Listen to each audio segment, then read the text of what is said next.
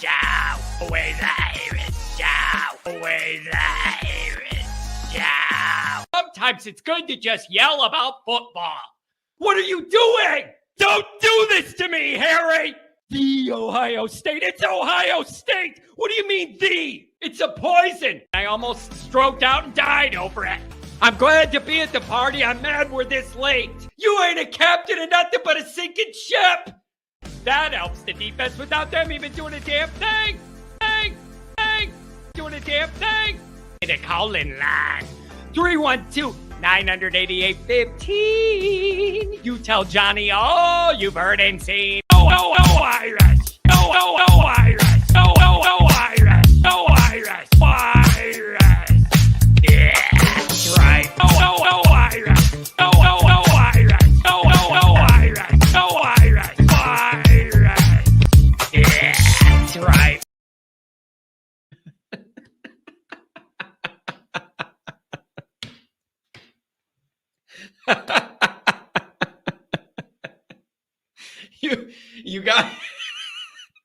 You guys got me going already in the chat. I'm sorry. I'm just sitting here getting things ready, making sure everything's hooked up. And I see everybody. Good morning, Angela. Good morning, everybody. And I see everybody writing based off my last video or one of the last videos. And everybody's writing, so John, would you rather Notre Dame win the championship or lose 9 games in a year? Like what would you rather have? Oh, God, you guys are funny. And it's just funny because I just know where you guys are headed. It's hilarious. Adam, don't get me started. We had a natural gas explosion leak or something in Indiana. And it was blowing over to the state line. I mean, it smelled like, when you're in a neighborhood and you're like, oh man, I smell that natural gas. You're like expecting something to happen. Big old something went wrong. A bunch of fire and smoke and natural gas in the air in Indiana. And it's all blowing right to John's neighborhood across the border in Illinois. Adam, keep it over there. Make that wind go the other way. Oh, man. Jeez, yeah, we got a lot to talk about, you guys. There's some loose ends to tie up with some of Notre Dame's assistants and what's going on there or not going on there. But I think the bigger deal is that picture that the program posted of Riley Leonard working out. I don't understand. I understand. Let's get into this because I don't know. Something's off here. So we got to get into this. Also, phone lines are open. 312-988-15. Anywhere you want to go, if you want to call me up, help yourself. With any of these assistants and what's going on there with some of the recruiting stuff, Notre Dame expects some good news soon on that front as well. Anything you want to talk about, 312, the BP refinery is in bad shape. Dude, it was wild, Adam. I mean, it was like noticeable smell of like natural gas or something burning and exploding. Who knows? So I want to go over some of this nuance. It's very, very interesting to me what's going on here. And this Riley Leonard thing got really interesting last night. So we got to go over it, and maybe you guys could tell me what the realities are of this situation, because it isn't all adding up, and it might be not adding up in a good way that makes me happy. Maybe for once in Notre Dame land, things aren't quite as bad as everybody made it look. So there's a lot to go over here. So thank you for being here. Welcome in. Welcome back. As always, you can find the program on YouTube. Do hit subscribe if you haven't yet. Appreciate it very much. Give the video a thumbs up. That helps Yanni Boy out as well. Notifications on that way. You're alerted every time a new episode drops. Twitter, search bar Always Irish, Always Irish Inc. Emails alwaysirishnd@gmail.com. Always Irish Senior. What's going on, Pops? Good to have you here. Audio only, anywhere you want it, you can get it. If you don't want to look at my face, I certainly don't blame you. Call-in lines. 312-988-15. You dialed up. Tell Johnny all you heard and seen. Instagram, Facebook, Always Irish Inc., USA Today, Fighting Irish Wire. Read all about it. Patreon.com/Always Irish. The former captain, leading tackler, by the way. What do I always say about captains at Notre Dame? You ain't no captain if you're not playing great on the field. That's why I like Mike Goolsby. Captain, backs it up on the field. Leading tackler, behind the paywall on Patreon. What could go wrong? Nothing. A lot of stuff goes right. Thank you for being there, those that are already.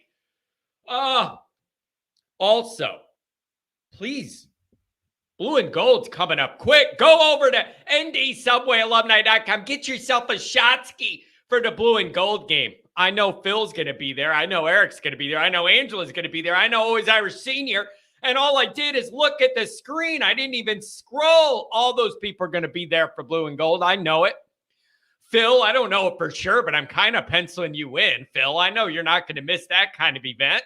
And the wife's got a handle of brown liquor to throw into the party. Oh, man. All right. So, geez. There's just a... It's never a dull moment. So 703, I see you up. Let me go into the first thing here that popped up, and then I'll bring it over to you to get your opinion. 703. I don't understand. What is the reality of the Riley Leonard injury? What is the reality on this injury? So you add all the rumors, going to be out for the conditioning, and then some people were even saying, may even Josh Miller, happy birthday.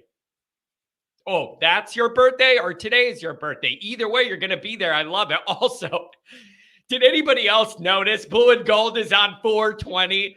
It's just funny to me. It's like, hey, man, you're going to watch Notre Dame. It's going to be stressful. You may want to burn a couple to calm down in the parking lot. I just think it's funny, man. It's like, oh, man, 420. Whoa, hey, man, let's go watch Notre Dame, dude.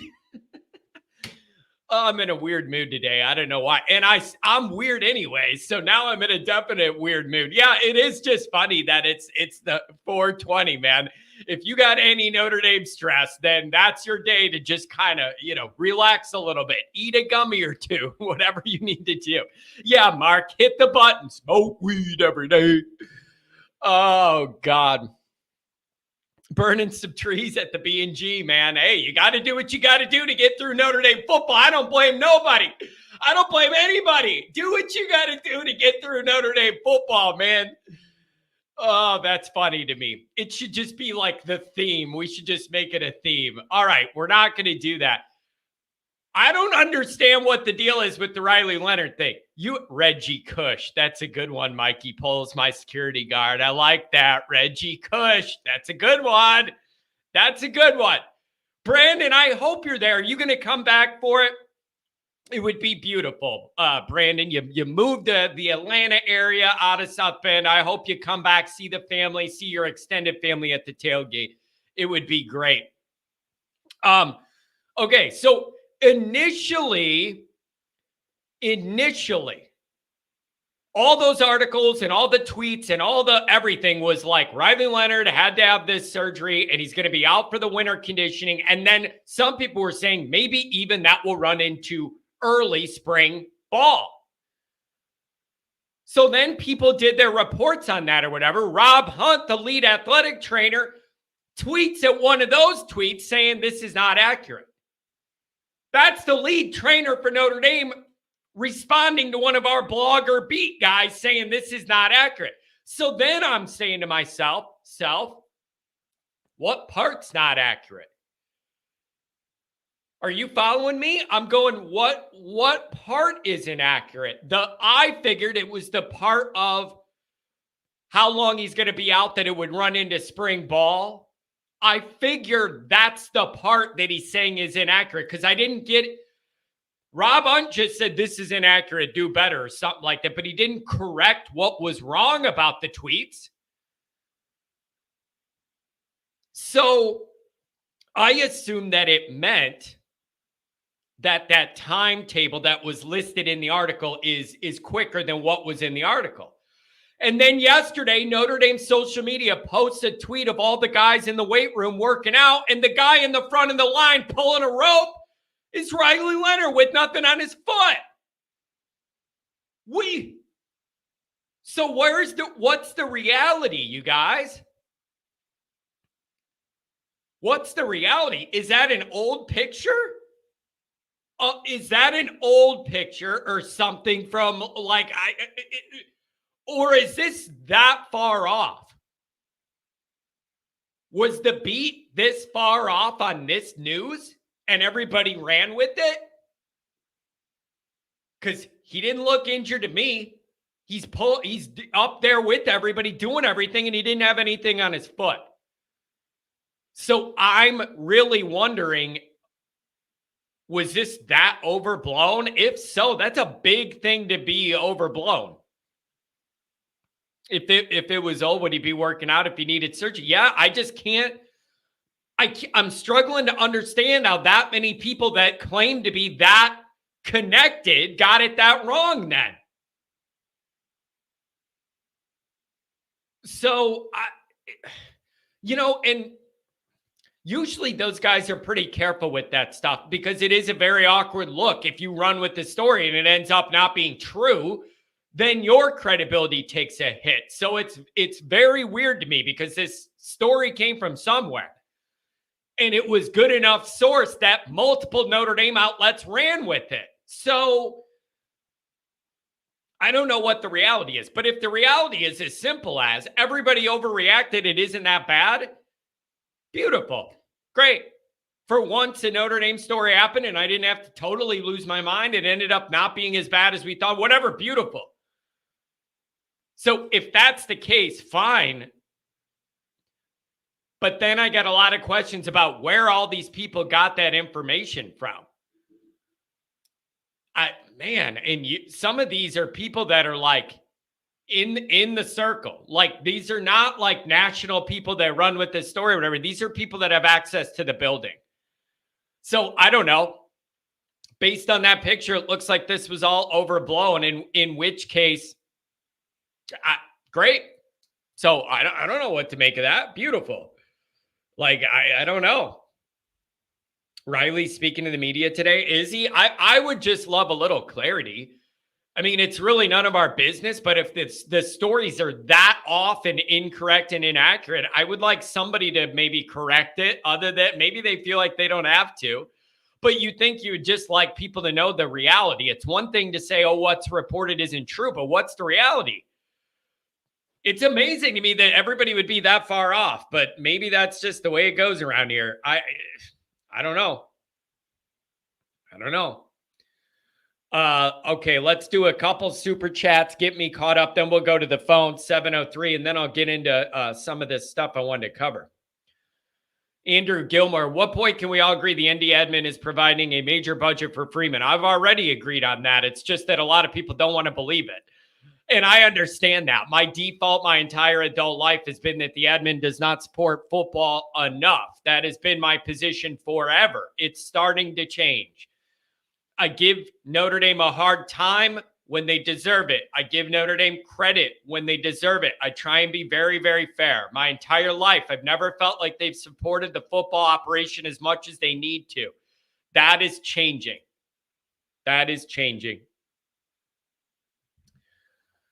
One thing I wish we had more insight on is the contract details. Wonder if Freeman's willing to take less money on a future extension in order to pay these assistants, or is ND breaking the bank? I'll say it again. I'm not open to hearing anything about Notre Dame doesn't have the money to do something in football. It's not true. It may be the case that Notre Dame doesn't want to do certain things with money they have, but that is different than we don't have the money to do something. Can I be crystal clear about that? You following me? Can I be any clearer? Them not wanting to do some stuff is different than not having the funds to do it. So I don't know. Looks like it's changing. And with between Denbrock and holding off Michigan for Chad and whatever, you got to say you like to see it. I'm going to say I like to see it. Andrew, The Leonard ankle surgery seems to be blown out of proportion. Saw a photo of him doing strenuous team drills. Yeah, me too. No boot. No boot. Beautiful. I love it. I'm just very interested then who generated that story that ended up being so wrong that some of the main Notre Dame outlets ran with. I don't know. Nikki Dean will be in and out today because of work. John, I'd like you to talk more about your incentive-based NIL plan. You going to give guys money for making grades and plays? I assume this is referencing one of the Patreon episodes. I talked about how I would divvy out whatever's in that NIL pool. And with the younger guys, speaking about incoming recruits, I said, I am uncomfortable just signing up to give them a bunch of money when they've proven nothing in college yet. Absolutely nothing. That makes me extremely uncomfortable, and I understand why Notre Dame wouldn't want to do that either. And I also understand a lot of other people are promising that, so that could be an impediment to you landing some guys that are looking for that kind of benefit. What I mean by incentives is you don't tell a freshman recruit, we don't have nothing for you. No, you pull out a list and say, if you do these things, this is what's coming your way. And then you just have a basic set of not getting in trouble, being a good guy, charity stuff, great, whatever the grade point average, you got to have to be in good standing with the NIL. Like, you got to provide a carrot. I'm not saying you tell these guys, oh, we don't do that. Come here and be a choir boy. We don't do that. I'm not saying that. But I'm not just guaranteeing those freshmen money for nothing. That rubs me the wrong way. If it's a proven fourth-year guy and you want to pony up NIL to get him to come back instead of going to the NFL, that's a different discussion. You want to take one of these transfer quarterbacks that has a big body of work and a proven body of work, that's a different discussion. But for those freshmen, I'm not just doing that straight up. You got to earn it. So I'm going to dangle those carrots and say, here's what might be available for you, but you got to do the right things to prove to us you're in this for the long haul. And I think that's perfectly fair. And you're going to lose some guys like that. I understand that. I don't like giving the freshmen money for nothing. That's just me. I don't know. Carberry Q. Pretty sure Golden's happy at ND and only left the NFL because he wanted to coach with Freeman because he likes his values there. That's fine. Where are the tweets saying that extension's done? That's what I don't understand about the Al Golden thing. This thing's been brewing a while since like Christmas or whatever. I'm just asking. Like, if it's all good and it's all gravy, why don't I see a bunch of tweets saying, oh, done deal, 2 or 3 more years, and then Al rides off in the sunset, we retain Mickens, and then he slides over and life's beautiful. I don't see them tweets. Where is it? You know what I mean? BBG should be the coach. John, would you rather, as an ND fan, see Notre Dame win the championship or never win one? I don't know. Sly Fox. John, it seems the admin is all in on giving Freeman what he wants. Keeping Chad is huge. Yeah, I'm telling you, I'm the first one that's been hard on the administration my entire life for not caring about football being good enough. It seems like they're getting more serious about it. The financial obligations they have made kind of show that. You're starting to see the change there a little bit. And if any of it has to do with, I don't know how much of it is bigger picture. I don't know how much of it is athletic director driven, but if that's Pete Pavak or whatever, then welcome to town, buddy. Later, Jack. Like, if this is Pete now asserting more control, trying to make a good impression, show people he's more serious. Let's ride, baby. I love it. Mark. John, would you rather have ND win the championship or have the Bears finish above 500? I was going to send you an email. Figured this was easier. Yeah, I couldn't believe there were people arguing. If you don't know what these people are joking about referencing, there was somebody arguing with me on email that they would rather have like 4, 5, 10-2, 11-1 seasons and nothing to show for it at the end than 1 year where you win the championship and dropping off for the others to a few losses. I can't handle it. It's a Friday. Don't ruin my day. I can't handle it. If I got to try and convince you that a championship is what this is all about, we don't have time. Like, I can't handle it. Any updates on scheduling that 12th game for next season? I haven't heard anything of you guys. I know Tim, the caller, he wants it to go week 0. Get a warm-up game in against a lower opponent before Texas A&M. Tim's getting tricky. And not Dublin, something in the contiguous United States, so we're not flying 80 hours around and then playing again. He wants it week 0. I don't know if that's reality or not. Nikki Dean, you kind of skimmed over the Rees coaching tight ends. What's your thoughts? If he wants to be in the NFL, it's away in the NFL. And the way everybody thinks of him, I'm certain he'll be a full-time offense coordinator, play caller within a year or 2. That's his track. Doesn't matter. Save your messages. It doesn't matter if you think that or you believe that or not or any of that. I just think that's how it's going to go. And it could be a situation where he's now going to only be interested in coming back to college football if it's a head job and one he really, really likes, or Notre Dame. I'm just saying. So I don't know. Were people surprised it was like a tight end job and not a full scale, you're just the OC no matter, like on your own deal? I don't know. So whatever. But if he wanted to get back in the NFL, he's back in the NFL. Now it's a little bit of a different track for Thomas Rees. Chesty McChester. Good morning, everyone. Do we feel more comfortable with the coaching situation now that we know Freeman has great relations with his staff? The way you said that's weird. He has great relations with his staff. Wow. I don't know if that's in the contract. It seems people are choosing him over money. It's amazing. Yeah, it's called having true, good, genuine relationships at a level of working trust with your staff. It's a beautiful thing. So IB posted wrong info yesterday on their message board, and the ND media team dunked on them with the Leonard workout pick. I don't know, man. I don't know. Because I'll tell you one thing I'm not spending my hard-earned money on, and it's that board. So I have no idea. I don't know what the deal is with that. But Normandy for the Army game. Yeah, Dr. John, good to see you. White Sox to the World Series. Yeah, probably not. It's bugging me. The White Sox think now they can tell me that they're going to build a new stadium along the river a little closer to the South Loop.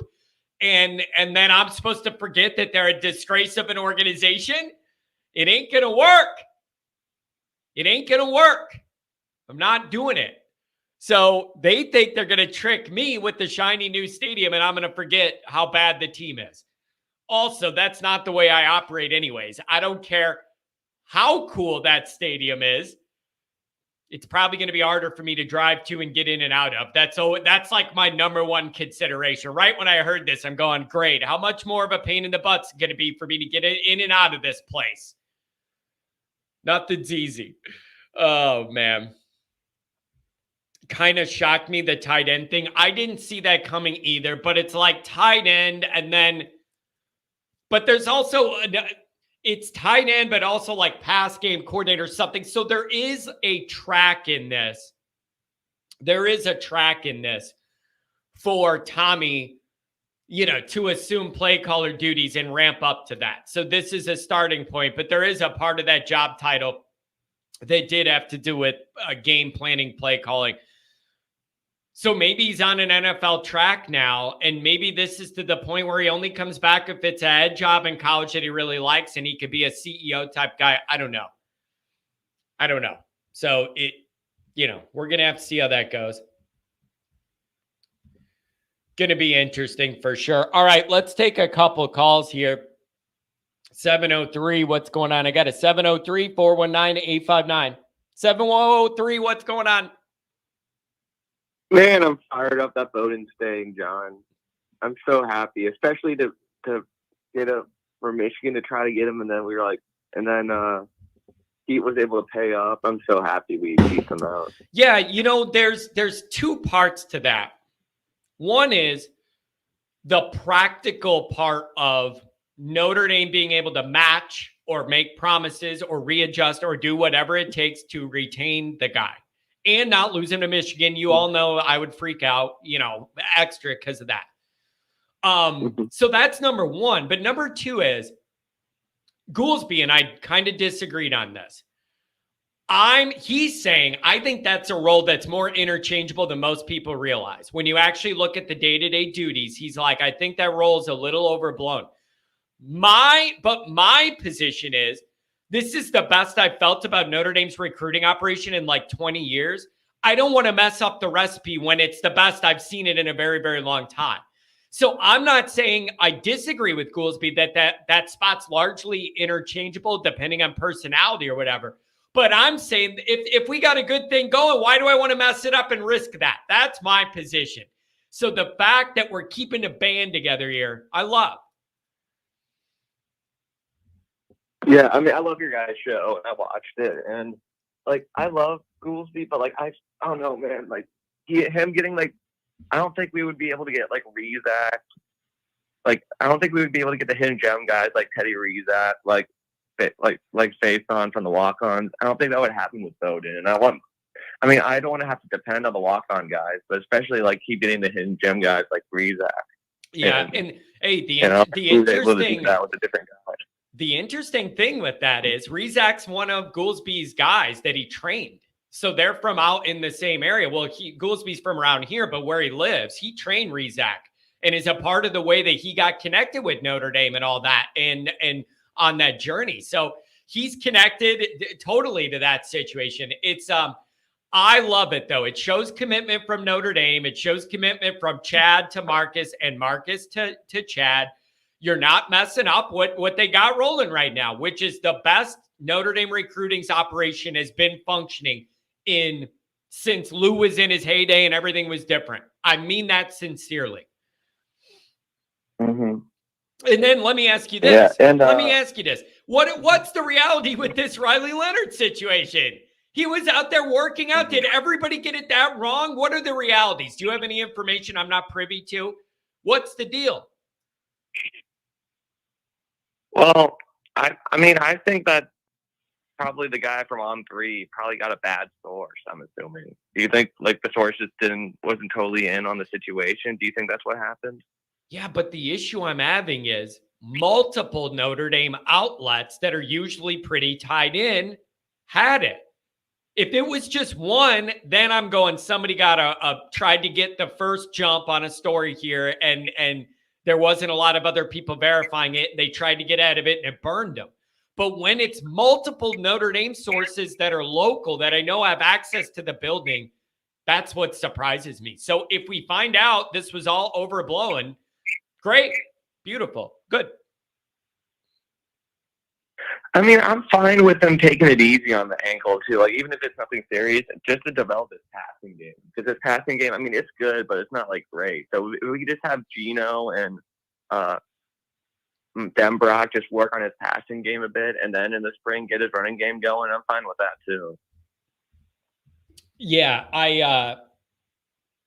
it's just, I don't know, man. There's just some weird news going on. Is Al Washington sticking around? Now I see his name up for jobs. What's the deal with Al Golden's contract? Like, I don't know. We just don't have closure on any of these items. I don't know what to think. We're floating around. I don't think that Golden's going to BC just because of the AD at BC was the AD at Miami that fired him, and that was messy. Washington, maybe they'll offer him. I don't know. I'm not so sure about Washington, but I know Golden's probably not going to go to BC. Yeah, and I have doubts of whether Al Golden wants to start like rebuilding a program or do the head coach thing at this point in time. I just wonder. But then again, where is the follow-up story saying it's a done deal? Al Golden's here for 2 or 3 more years. I have not seen that's been completed either. So I don't know what to think. Yeah. Hopefully Pete gets it done. But I mean, if Chip Kelly gets fired, maybe UCLA will look at Al, but I don't think he seems like a California guy. Yeah, so I don't know. Michael Dallas ND fan saying they said it was the same procedure Tua had in the season and he played a few games later. Well, then why did everybody act like the guy's leg got amputated? What? Like, I'm just not understanding the disconnect here. And these are not just random Twitter accounts that want to get a bunch of interaction and they don't care about reputation. These are multiple outlets that are usually pretty tied in. So I don't know. Yeah, I mean that was what IB said about it. They didn't think it would be anything serious. So hopefully that's what it is, and it's nothing bad. But yeah, I mean I love looking at those pictures. Like look at Carr, man. Like Carr's already looks much stronger than he did in high school. I'm excited. Yeah, yeah, I'm excited, man. It's the first time in a long time, man. Think about this. I mean this sincerely. This is the first time I can ever remember entering spring ball, looking forward to the blue and gold game and all that, where I can honestly and genuinely say, I'm excited to see all these quarterbacks. I mean that. There have been some years where I'm not interested in seeing any of them, and that includes the starter. I'm telling you, I'm genuinely interested in seeing all these guys get some run because they all have varying different skill sets that I appreciate that I think could help Notre Dame. That is a big difference from where this quarterback room has been in recent vintage. That is changing, and I'm very excited for it. Yeah, I mean, just remember the Pine and Buckner year compared to this. Come on, bro. Come on. Don't do that to me. It was so sad. Sorry. It was so sad. You know, I'm going into that blue and gold game. I'm going, the number one thing I want to see is Tyler Buckner throw the ball. You know, I know he can run and all that. I want to see him throw. I'm so excited about it. And then I end up drinking beer in a tailgate, and there's Tyler Buckner with a boot on his foot. I'm like, this is not what I wanted to see from you today, buddy. This is not what I wanted to see. And then you had to look at Drew Pine. Anyways, this is going to be a lot better of a dynamic. And I do think that there's more high-end potential in that quarterback room. And I do think there's going to be a higher floor. So I just see that whole thing rising. And I'm excited about it. Yeah. I'm excited about this the linebackers too. Like I'm nervous because they're going to be young, but I'm also just so excited to see. And I'm excited about Bowen versus KVA because if Bowen doesn't get all the, because he said he's going to be doing baseball, playing baseball and playing Mike linebacker is going to be tough. So I'm interested to see because I'm excited about both of them. So yeah, I'm excited to see KVA can push him or even take his job. Here's the issue: a lot of people think KVA is different. And that guy physically he might just demand playing time because it's one of those things where it's undeniable. And I know everybody loves Bowen and he's been around and everybody's invested in that. And I get that. I'm just telling you, this guy's a different physical specimen. And you may just find out you have no choice but to play this guy and you let him rip. So it's going to be interesting for sure. KVA is one of those dudes, man. That's a difference maker, and he's young, and it's beautiful, and we need more of it. I love it. Yeah, and I love him. He's wearing slides in the winters. This guy's a different animal for sure. I thought that was hilarious too. It's horrible weather and cold, and everybody's miserable, and there he is. It ain't bothering him. He's out on Eddy Street in his slides. So the weather isn't keeping him away from South Bend. You love to see it. Yeah, well, hopefully BC doesn't poach Washington. I doubt it, but you never know. But yeah, anyway, thanks so much for your time. Oh, no problem. Thanks for calling, man. Have a good weekend. Thank you very much. The issue is 419-859 coming up. The issue is, I've been thinking about this. Hopefully we land Owen on the 8th big-time tackle out of Wisconsin. I am told that's a done deal. And again, I could be wrong, just like the Riley Leonard people reported. I don't know. I could be wrong. I am told expect good news from Owen Strebig regarding Notre Dame's offensive line in the future. I don't know. Whatever. That's just what I've heard. Expect that to go Notre Dame's way is everything I've been informed. Even as early as yesterday. So I don't know. Here's the thing. I was thinking about this.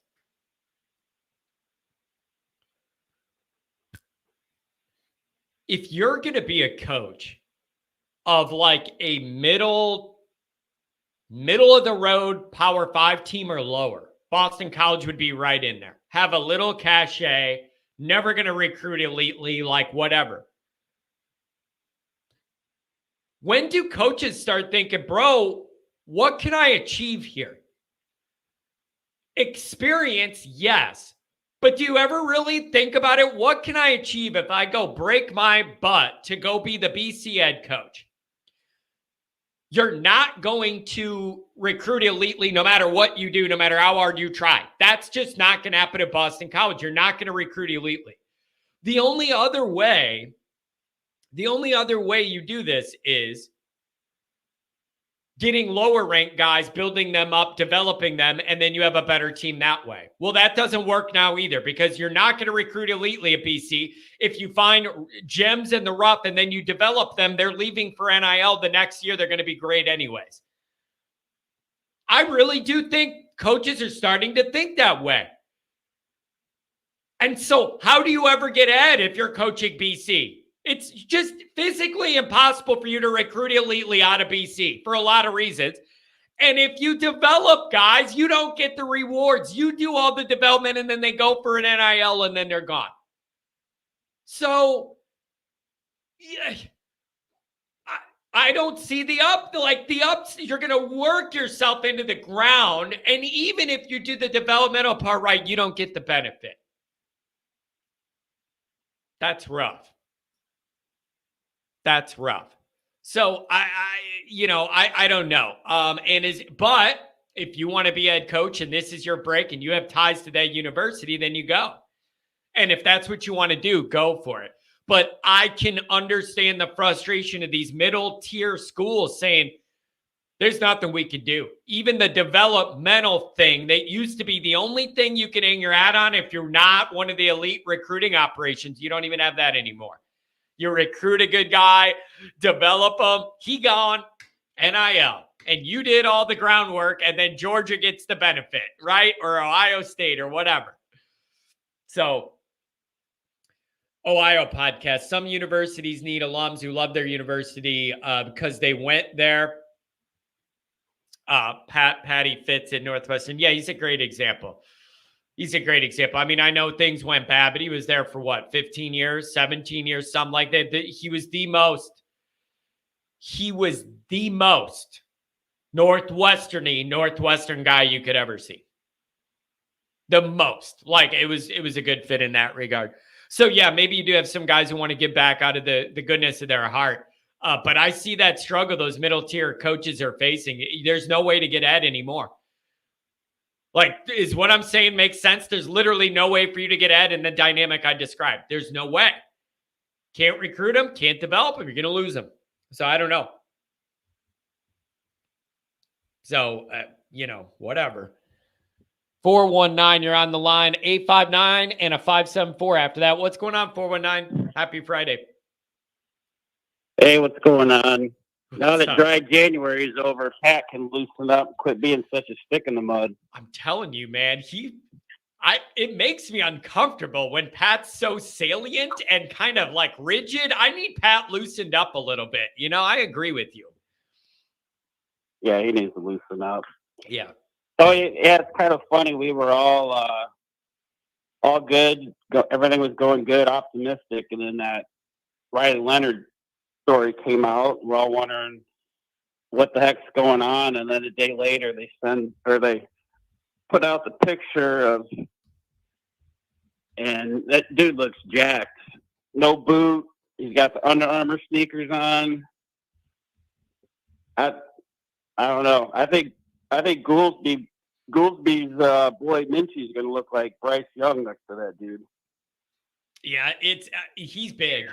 He is a big-bodied dude. And listen, man, if this is a rare case where we overreacted and things for once aren't as bad as everybody's worried about and not worse, that's a major victory going into the weekend. That would be good for everyone involved. I love it. And you know what, Mark? I notice creative little things like this. I like the program making sure they put a tweet out with him doing the workout, but blended it in with like 3 other photos. and they tweeted it. And the reason I like it is it wasn't like obvious what they were doing, the point they were sending. They weren't trying to make anybody look bad or prove a big point or had a caption with something snarky. It just got the message across very subtly, buried in a collage of photos. There's one of the guy everybody thinks his leg got amputated like a Civil War guy. And it ends up he's out there pulling the rope and doing whatever. And I like that. I thought that was a very nuanced way to be above board from all the drama, but get your point across. Very creative, and I want to give credit to whoever did that. Good job there. I like that. It was like a troll job that nobody could accuse you of being a troll job are the best kinds of troll jobs. You know what I mean? That's beautifully done. Good job by whoever ran that, put it together. Good job. Yeah, I feel like it shows that they're tuned in. And yeah, that's exactly right. That's what the first thing I thought of. Yeah. Everybody thought it, it was intentional. They knew what they were doing. And yeah, I think that was a really, really good move by them. And then also, how important do you think the Chad Bowden thing is? Like, how important is that position and all that? Zach says, what's your beef with that other board? They just don't like me. I have nothing personal against them. It's just very obvious they don't like me, and that's totally fine. I realize my personality is not for everybody, but they have let it be known multiple times over the years. They don't care for me. And I know some people have asked on their show that watch both, hey, would you guys ever do a show with John? That'd be really interesting. And the reaction to that, it tells me everything I need to know. So that's totally fine. I stay in my lane and I do what I want to do. They stay in their lane, do what they want to do. Everybody wins. And you guys get to do both. Do the X's and O's stuff there. Do the other stuff here. Beautiful. Everybody wins. So it ain't like some ongoing Biggie and Tupac stuff here. It's just a matter of I know that they don't like me and I'm totally fine with it. Anyways. So I don't know, man. There's a lot going on, even in the off season, Mark. Yeah, I was going to mention it.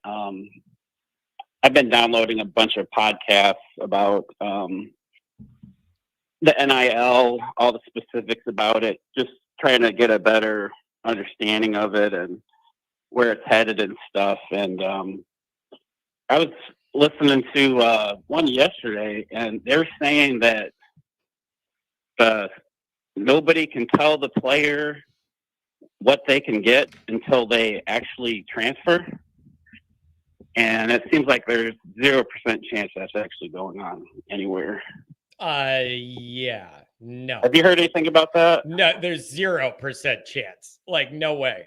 No. Yeah, because it's considered enticing. Oh, yeah. And you can't do that. Yeah. And yeah. You can't entice anybody to come to your college football program when for 40 years half the recruiting operations have had girls in the hotel room and bags of money. But you can't entice anybody to go to your school now. Yeah.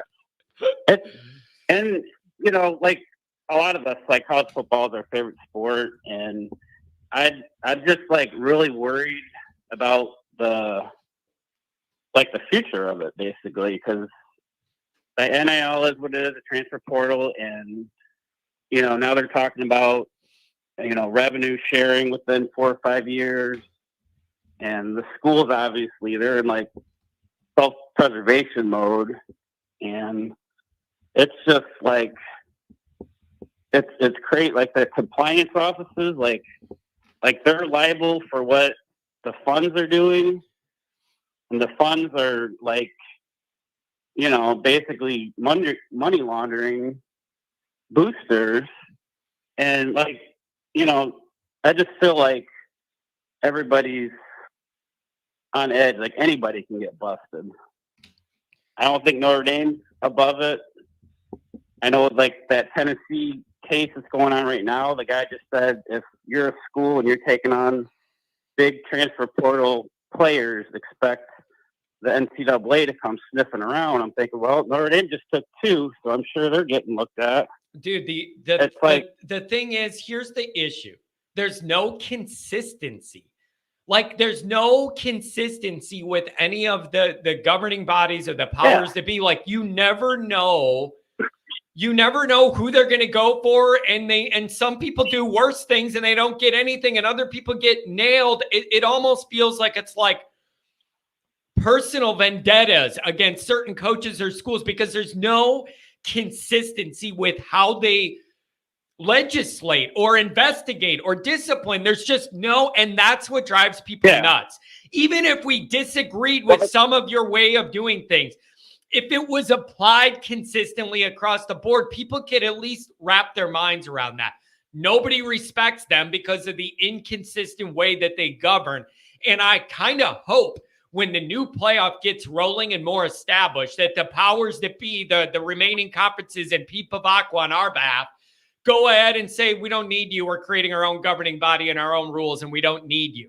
The NCAA is just worthless with college football.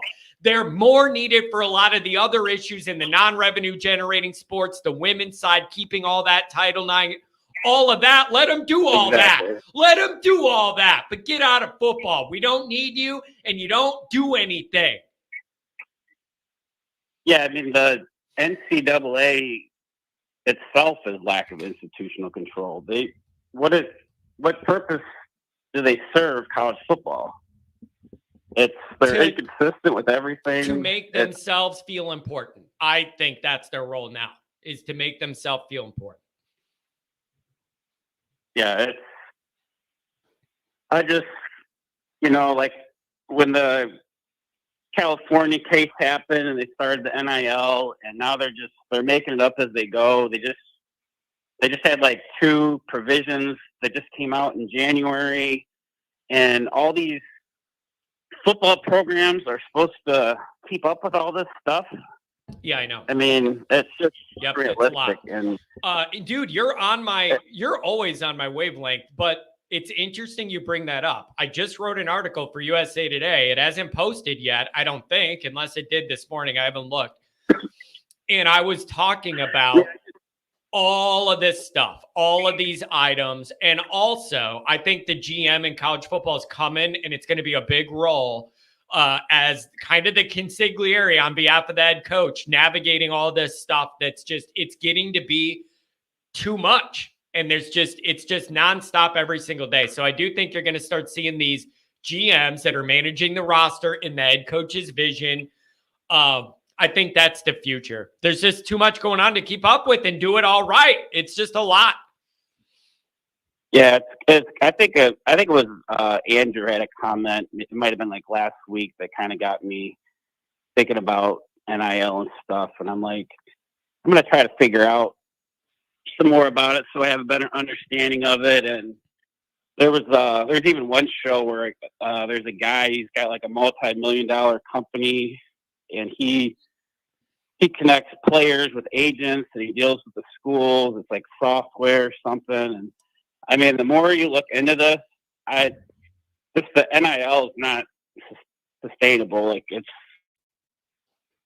I just have a feeling. See, but there's no solution, Mark. Mark, there's really no solution now because the horses are out of the barn, and you're not going to be able to put them all back.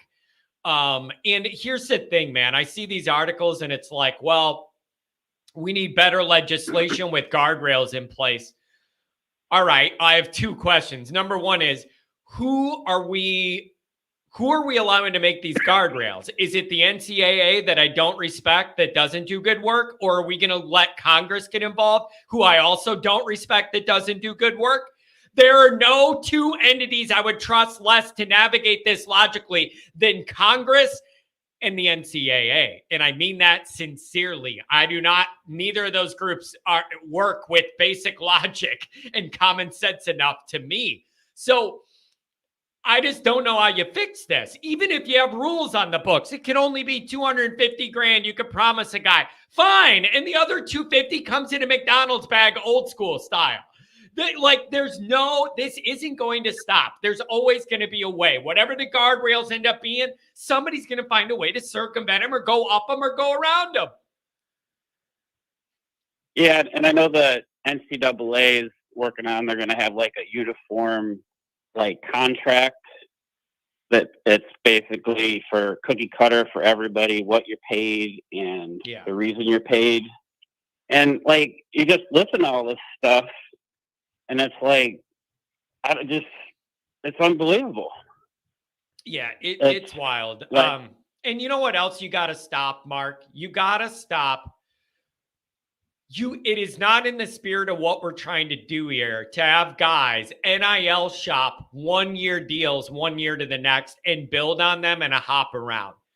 Like that is just not, yeah, you need to, if you're times. right. And if you're going to do that, if that's going to be just, we're all going to say that's okay. Fine. But you need to stop calling this college football then, because that is not student athlete college football. If you're 1 year NIL shopping to the next spot, we're fine. If we're all going to be okay with that, fine. But we need to change the name of the sport then, because it's no longer college football if that's what you're doing then. So I just, some of this, man, is you give an inch and they take 10 miles. You know what I'm saying? Once you start allowing something at a small scale, but it goes from 0 to 100. So I don't know what you do, but I do know this. Notre Dame's in a good spot, and they're going to do things the right way, and they're going to find the guys who want to be a part of what they have going on. They have the resources now, and they seem willing to spend them on an administrative and an NIL level, and that's progress to me. We haven't seen that forever. It's progress. Yeah, it seems like they're handling it and keeping up with it. Have you ever thought about reaching out to that fund for an interview and maybe doing like a explain it to dummies type thing for the fans to know? You know what would be good? The easiest thing to do with that is have Goolsby talk to Brady, because they talk all the time, and Brady's the biggest name on that board for fund. And it would actually be helpful to understand more clearly kind of how they operate all that, because it is nebulous. I know last fall they did have an event. They had an event on campus where one of the rooms was like explaining our NIL vision or something. I think it was for like alumni to come back for alumni weekend or whatever. And they had different presentations. And one of them was Notre Dame explaining their process and all that. Would be interesting and helpful. Yeah. I know they have a really nice website, and there's like a lot of stuff on there to read through, but I just think, like, you know, the everyday fan, it's just so much to keep up with. And I think, it'd be interesting to hear how Notre Dame's doing it, and not just everybody doing it. But SPF Stop Pump Faking says, why do you say the right way? What's the right way, John? Not blank check, pay for play is the right way. Not promising a kid a bunch of money to get him to go to the school and then you can't pay him out is the right way. Like, these are very basic things I'm coming up with here, is just having a fair contract with clear language, not straight up pay for play, making sure the funds can actually be delivered, all that kind of stuff. Did you see the Florida State coach that drove a player to a booster's house? He got fired and in trouble for that. I mean, this got to be happening everywhere. Yeah, this stuff it's wild. And it's been going on forever, ever. Before the internet, before Twitter, like all this stuff's been going on forever. So I don't know, man. But I'm ready to get into spring ball. Like I kind of appreciate the little lull in the action here. But I'm starting to get antsy again. So I'm going to be very, very excited when we get into spring ball. I want to see these guys run around. I want to see the early enrollees. I want to see all of these quarterbacks. I want to see what Denbrock has in store for the offense. It's going to be a very, very interesting spring. Can't wait. I can't wait. And lastly, my prediction is Love's going to win the Heisman. Book it. Wow. I like that. I'll take that to the bank. I like it. All right. Thanks for taking my call. Have a good one, man. Take care. Thank you. Stop pushing the notion ND doesn't pay under the table. It's corny. ND's been doing it. Stop it. Based on what? What is that opinion based on? Like, I would just love to know. Maybe you have some information I don't. Yeah, like a part of me would be genuinely impressed if I heard, oh, Notre Dame's got a booster doing all this to get the best guy here. Part of me would, I'm not saying it's the right thing to do, but I would appreciate the effort in theory, right? You follow me, to make Notre Dame better. I have yet to hear that one. John, I'd write a blank check for real pass rushers like Keeley. I don't think they have real pass rushers. Maybe the Duke transfer, middle linebacker shouldn't lead the team in hurries. Yeah, see, Keon may be an interesting one, just because there's a big history there with Notre Dame, and they were on him before he rose up and all that, and maybe they have a bigger relationship with him, a longer relationship with him, that makes them feel that it isn't as risky if you did that because they have more history with the guy. Maybe I'm open to that. 574, what's going on? Good morning. Happy Friday.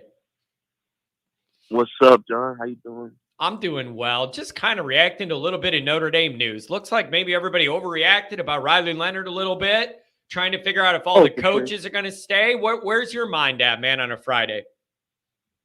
Honestly, I got a question for you, to be honest.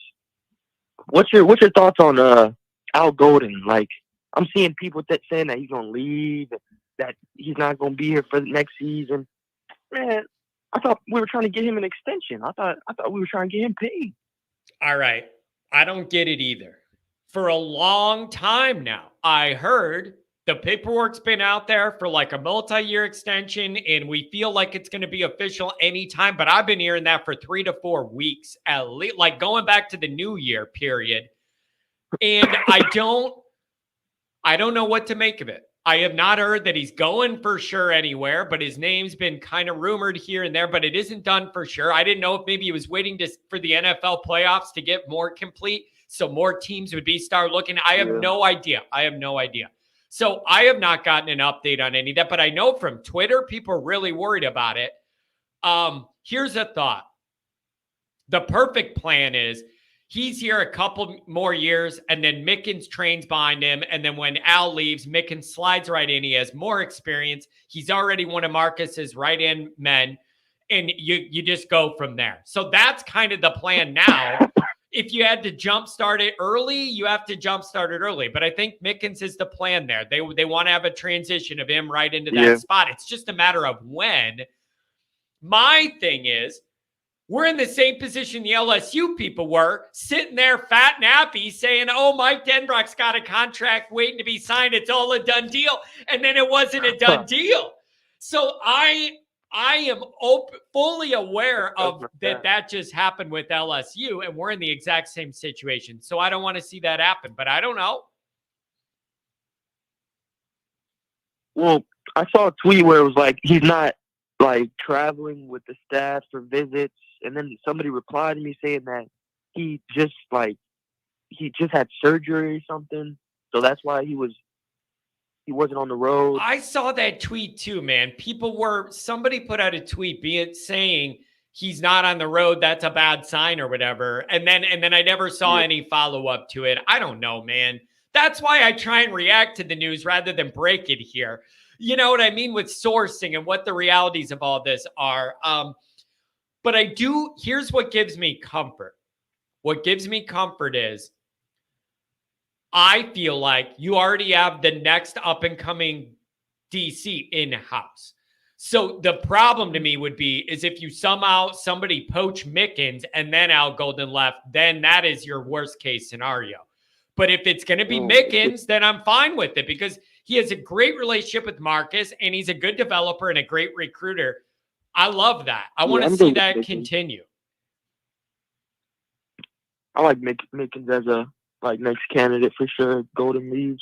I like the relationship, man. The relationship. Freeman trusts him. He's his road dog. They've been together forever. Like, you cannot underestimate what those relationships and that trust it kind of means. I just think it's a Brandon big likes deal. his relationships. Yeah. He loves his, like, knowing his staff. Yeah. But I don't think Golden leave. He's not going to Boston College. I'm telling you that right now. No way he goes to Boston College. He's only leaving unless it's a NFL spot. Because why would he go to another college?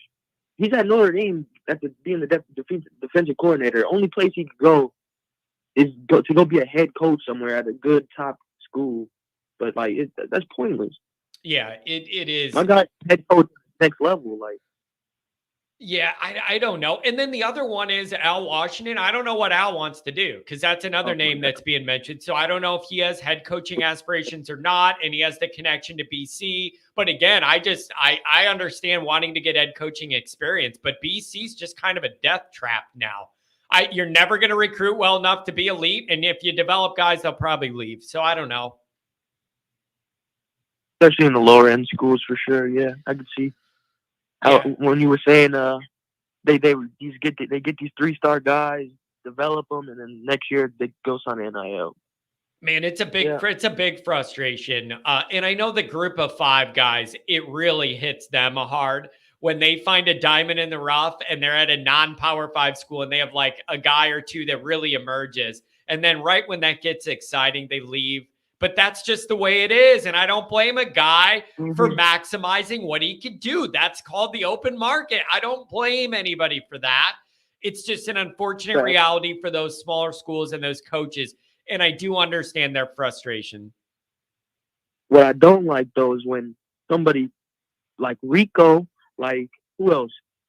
Just somebody who got PT, who was he was a freshman. It's not like he was going to get more playing time this year. And this man left to go join UCLA.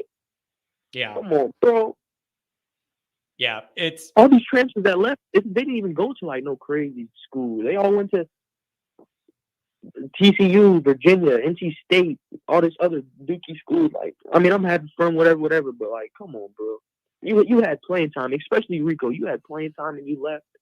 Couldn't even finish out the degree. Yeah, that one I think was a little surprising. So I don't know. And the whole wide receiver dynamic there, it was a weird time. It was just there was a lot of weird vibes, man. There was something wrong going on. You could feel just the vibes were off. Something was going on. It was weird, man. I just hated it. Sure. Yeah, you could feel that. And then again, there was rumors all over the board on what the realities with that were and different stories and all that. But it does seem like things are leveling out. It seems like there's a good staff here that everybody's comfortable with. Like it's all coming together, man. That roster's getting more talented, deeper, more athletic. I am excited to see the results of some of this work. It's been a very, very rough first 2 years on and off the field, getting this all going. It's time we start seeing it pay off, man. Next couple of years, I'm hyped for this year and the next year following. I hope like after Deuce Night, after whoever 26 guy is not back into that same Drew Pine, Tyler Buckner. Like, cause I feel like if we do good, our staff is gonna get plucked, and we're just gonna have to start over again. But who knows? Yeah, that's too far into the. Yeah, there's just a lot. I'm telling you. Am I being Johnny Sunshine here? It feels like there's a lot to like about the direction Notre Dame's going in. And I'm not the one who usually says that. I'm usually the one worrying about everything and saying nothing's good enough and we need to do that. We're nowhere close. I like the direction a lot of the areas of this program is heading in on the field and off the field. I genuinely mean that. And that's rare for me to say. Am I going crazy? Am I losing my edge? Everything on paper is looking. The things are falling into place. We got Mike D. We got the senior analysis. We got our 2 of the best duo coordinators in the nation. Right? Like, come on, bro. We got all the shit that it's falling into place. It does feel that way. Do nothing with it. Yeah, it does feel that way. And it all lines up again, man. The timing is bizarre. It's year 3 for Freeman. Notre Dame coaches have a big history in their 3rd year. That has just been a thing for whatever reason in Notre Dame. You have all that. You have the new playoff situation. We got to be a part of it. It is the first one, and you need to plant your flag and say, get used to Notre Dame being in the mix here. 5 seed or whatever, because we're not eligible for a bye. You need to plant your flag in the first one and have it be, get used to Notre Dame. We're going to be here every damn year, and you can hate it as much as you want, but we're going to be a pain in the ass. We're going to be there every year. You can't do that unless you're in it year 1, baby. I want a home playoff game on December 20th at the house Rockney built, and I want it to be crispy cold. No game too. Fuck it. I mean, I want it to be cold. I want a warm weather team to come up here and be all miserable, and then we got them.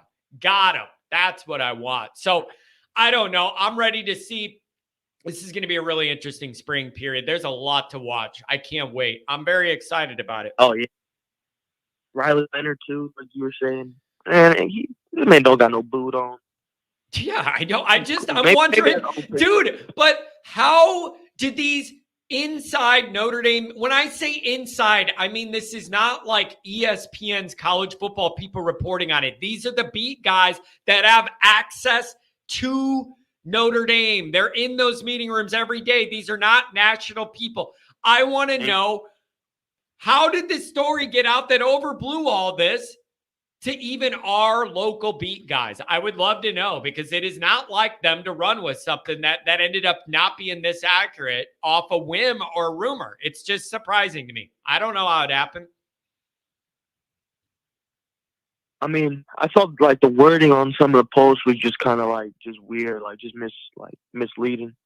Yeah, and then somebody's saying now in the chat, here's the thing. A few of my buddies at Notre Dame did confirm he was walking around in a boot, but it wasn't that big of a deal. Well, I mean, you need to know, listen, this is Notre Dame people. You need to know, if the starting quarterback's walking around in a boot, it's going to be big news.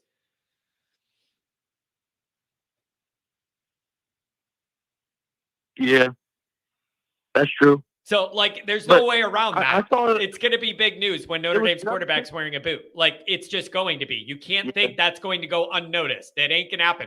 And it ain't Drew Pine where he could blend in with all the other nerds at Notre Dame. The guy's big. You can't hide him, okay? Thanks. I saw a picture. It was like he had like a little tiny, like little brace on his ankle. It wasn't definitely not no boot, but it was something on his ankle. But I mean, yeah, he had surgery for an injury in the season. Yeah, he's gonna recover. He's gonna be good. It's not like he's not going.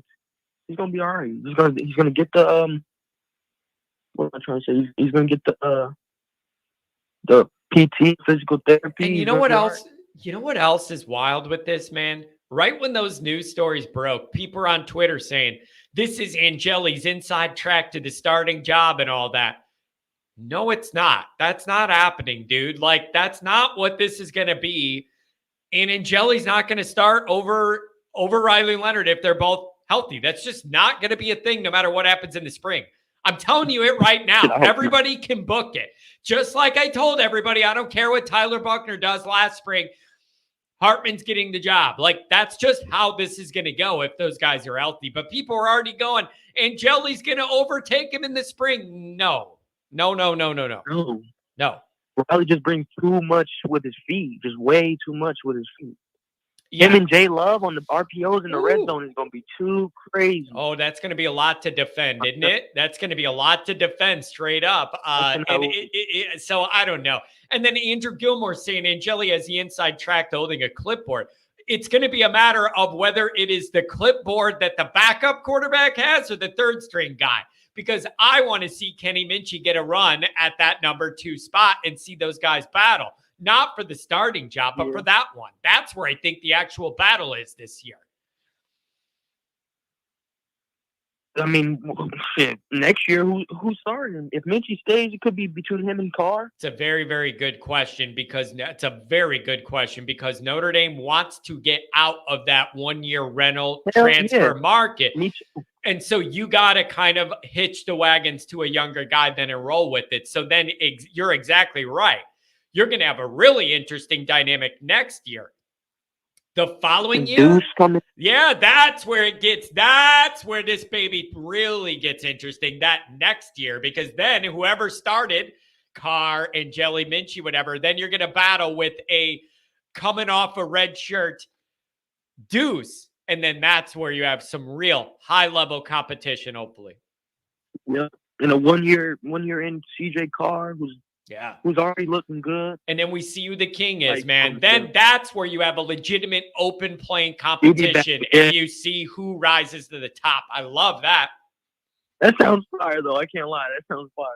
I think it. CJ Carr, Deuce, and Kenny going at it. Oh, I love that. Like, that is high level stuff, high level going against high level. Like, I love the way that sounds. So I don't know, man. It's going to be really, really interesting. But I think I told you this before. We're going to have a tailgate party for Blue and Gold. I see that 574. You're around. Come on by. Look for the flag. You can't miss it, man. You'll see us.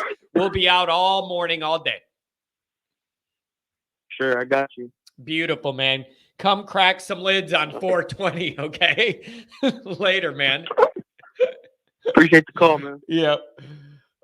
He said, appreciate the call, man. Like I called him. You called me. I appreciate your call, man. I appreciate your call. John, are you going to watch Dr. John? John, are you going to watch ND fencing at Northwestern tomorrow, defending national champs? You know, I can't, man. Listen, in theory, I really like the fencing idea. In theory. Like, it reminds you of like being a pirate or something, or like in the army a couple hundred years ago, and you just get to go around with a cool sword and you get to wave a sword around. Everybody should like it, like, oh, I'm Captain Jack Sparrow or something. You got a sword. And everybody likes that.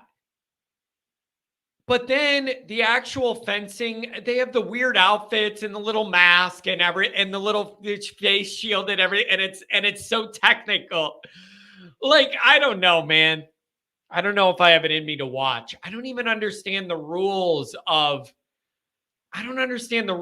fencing. Is a heart shot worth more than if you hit a guy in the arm? I just like going on guard in a weird pirate voice. So what do I know? 859, you're on the line. What's going on? How you doing, John? I'm doing very well, my friend. You've been listening to the group so far. What's on your mind today? I'm nervous to ask. I don't know where you're going to go with it. I'm not gonna have you freak out, but you indirectly brought it up and tied something out. Okay. Let's go NIL and let's not be male chauvinist pigs. And here's my point on this. Okay. I want us to get Our Lady paid, because she officially came out last weekend and said she's going to have to take off this whole year. So let's get Olivia Miles paid so we have the best backcourt in the country where we have a shot to win 2 national titles. I don't want to hear if we paid $2 million for a clown that came in from Wake Forest that didn't want Notre Dame the first time around. Fine, we took care of business, and yes, I know it built the whole school. But I want to see us raise up some fundraisers, and let's get this young lady paid. I guarantee you we can give her enough money not to declare early for the WNBA draft.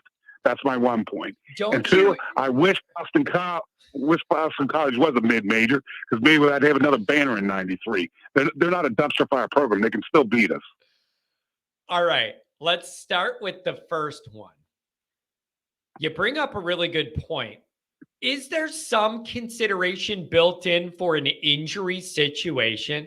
That is a very, very nuanced point in a nuanced situation. And I wonder if there is wiggle room for that in a very unique situation where there's an injury type deal and all of that. There's got to be a consideration made for that. I think that's reasonable and could be beneficial for both parties. I think that's very reasonable. Well, I couldn't get the pop-up. I tried to do the research, so I had all my facts. And guaranteed money, I can't imagine that first year, even in whatever, she's probably a lottery pick, assuming she is completely healthy in another year. She's not going to make $2 million, I wouldn't think. I don't think first-round draft picks in WNBA get that much money. So if we can raise money for that, and she's a proven player, she's going to get her degree in 3 years. Let's keep that backcourt together and see what we can add. Maybe we get it, maybe we don't, but let's give ourselves a chance. Because, yes, I get it. I live and die football beyond belief. but it's always nice to see the other sports win. Yeah. Nope. Hey, I'm with you on that. And yeah, especially for an injury situation like that, I think that's perfectly fair. And then Tim, I just like the intensity. I like the intensity. And I like I should have known when I mentioned Boston College, it was going to trigger your blood pressure on a Friday. Yeah. Yeah. Come on, John. Not all I got to say is 93, son. I know you were probably near diapers, or I don't know where you were at that point, but I mean, no. They weren't a dumpster fire because you know what? That coach, you realize who their head coach, what he went on to do, right? Yeah. No, no. Who was their coach in 93? BC's coach? The dude that won 2 straight championships with the New York Giants. Oh, was it? I didn't even realize that. Maybe I was too young. I don't think I realized that.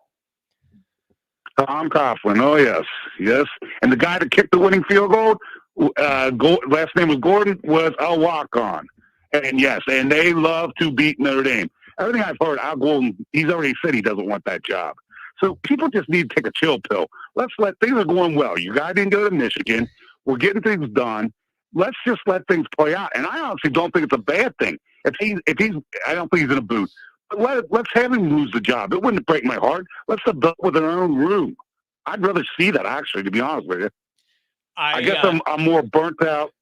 I'm more burnt out by Hartman, but if this guy, that's what I said. This guy can't throw because he was projected. He didn't get hurt to be a first-round draft pick. Tim, the idea that we're doing a show and you and I are talking about telling people to chill out and calm down and relax a little bit, it's really kind of cracking me up between my personality and the way you get going. That we're saying, we just need to chill out. Everything's good to go here. Well, yeah, but I deal in reality, not what could happen. I deal in reality. Olivia Miles thing is a reality. I got to think. I don't know what other one I'd go. This is a reality you brought up. Thanks for the little reference to week 0. That is something that should be stressed out because that you can handle your own business. Somebody better be going down everybody's schedule and making some phone calls. It's not that much work. Come on. We have enough money to put somebody on $15 an hour. Let's just make some calls and say, what's it going to take to get that week 0? If we're worried to try to win. And the other guy that wanted to point me out that I got. You know why I forgot that we went East Coast to West Coast in 2012? How'd that year end? Next question. With a complete embarrassment. Oh, man. Hey, let me bring it back to the NIL thing. Let me ask you this. Okay. The Caitlin Clark thing, and everywhere she goes, it's a big deal. Even the away games and whatever, she's got her rolling. She has really not good national deals. State Farm, has a lot of NIL stuff. I think she can make more money coming back to Iowa instead of going to the WNBA. Would it not be a better business move for her to keep doing what she's doing and get that? She is going to make more money from her NIL stuff than in the WNBA on a salary. I'd go do that again. Well, yeah, she has, and that's why I think you're going to see the men's side of college basketball get even better. Because look at the whatever it begins with a B. Their big forward guy. He came back because he was only going to be a second-round draft pick. Yeah. That's another hot button somebody wanted to mention. Let's not talk the phonies of the NCAA. We did the honorable thing and turned ourselves in, and what do? They strip 2 years of victories.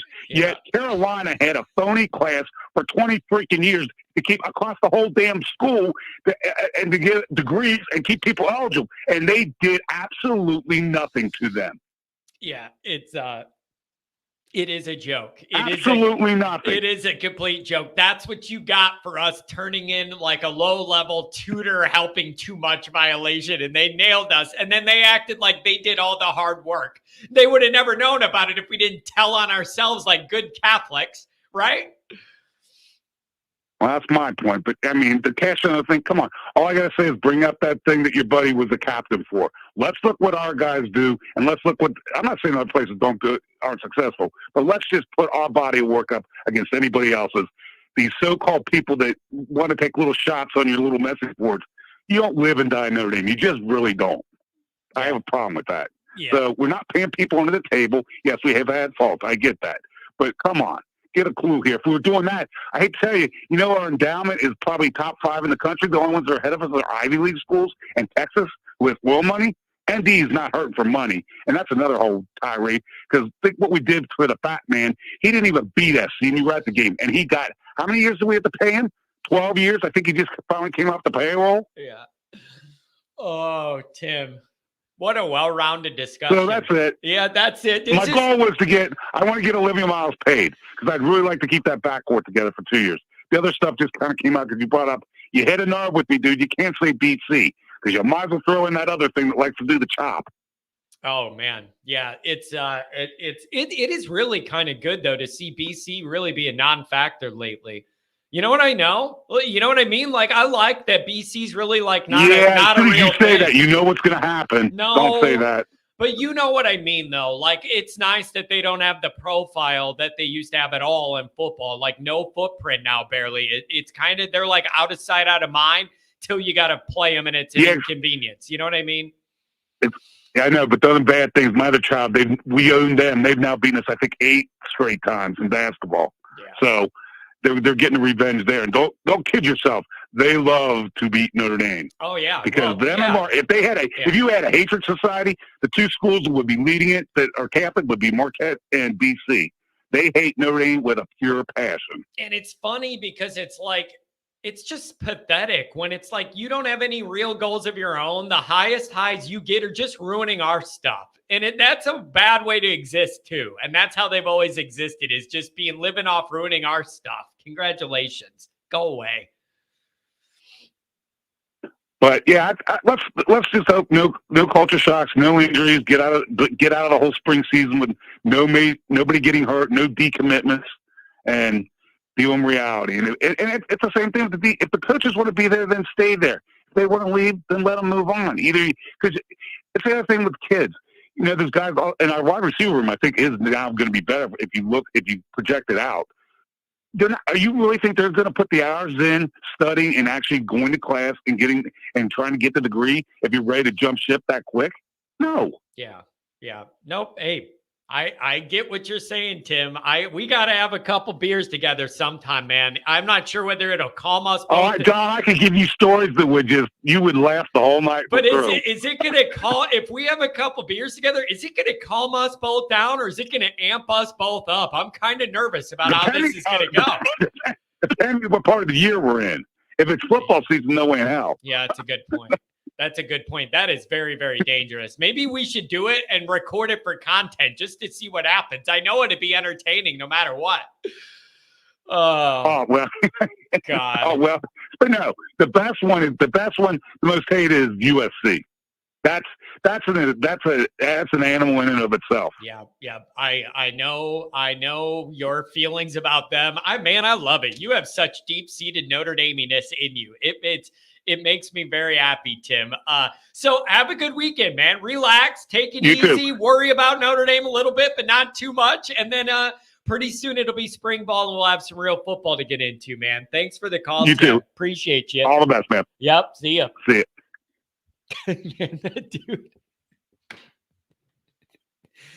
That dude, man, it's just awesome. I just like people that could go from 0 and then it just spikes. Just 0, nothing, and then bam, there it goes. It's a beautiful thing. So you guys, I don't know what to make of it. Apparently the Leonard thing isn't that big of a deal. That's good. And then what do? You wait to see what happens with Washington and Golden, and then we keep it moving. I don't know, Andrew. Come on, you know the answer to that, Andrew.